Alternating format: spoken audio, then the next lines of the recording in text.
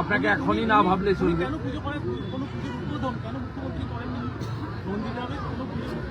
কেন করবে? কেউ করতে নেয় না। ওখানে আমি হিন্দু জাগরণ ঘটি। 21-এ 1956 ভোটে জিতেছি, 23-এ 17টার মধ্যে 11টা পঞ্চায়েত জিতেছে, 24-এ অভিজিৎ গাঙ্গুলিকে 8,200 লিড দিয়েছি, 26-এ নরেন্দ্র মোদীজি যাকে পদ্মফুল দিয়ে পাঠাবেন তাকে আমি 20,000 ভোটে জেতাবো। ভারত মাতা কে। হিন্দুরা ঐক্যবদ্ধ হয়েছে।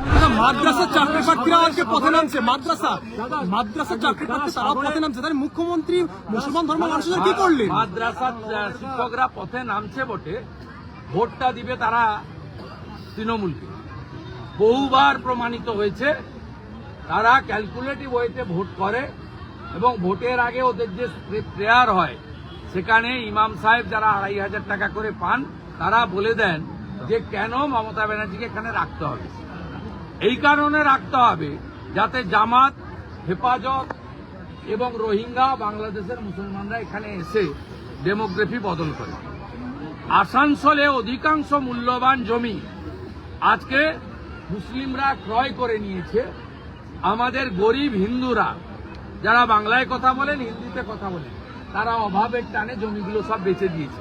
কিভাবে এই জেলার পশ্চিম বর্ধমানে, পূর্ব বর্ধমান তো চড়ুন হাতের বাইরে চলে গেছে, জামালপুর, রায়না, মন্তেশ্বর, মেমারি, মঙ্গলকোট, আউসগ্রাম, কেতুগ্রাম, বর্ধমান শহরও বলা যেতে পারে হাতের বাইরে পূর্বস্থলীতে টিকে আছে কিছু হিন্দু সমাজের লোকেরা, হিন্দু সম্প্রদায়ের লোকেরা।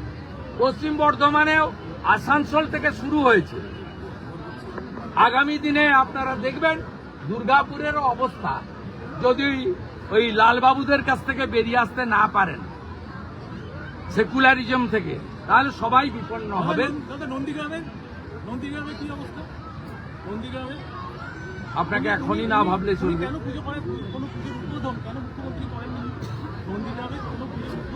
কেন করবে? কেউ করতে নেয় না। ওখানে আমি হিন্দু জাগরণ ঘটি।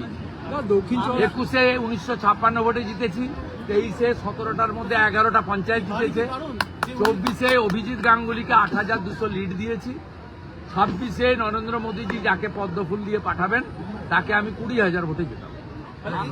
ভারত মাতা কে। হিন্দুরা ঐক্যবদ্ধ হয়েছে। গোটা রাজ্যে 54% হিন্দু ঐক্যবদ্ধ হয়েছে। আমি নন্দীগ্রামে 70% হিন্দুকে ঐক্যবদ্ধ করেছি। গোটা রাজ্যের মধ্যে কালিগঞ্জের উপনির্বাচনে 73% হিন্দু ঐক্যবদ্ধ হয়েছে।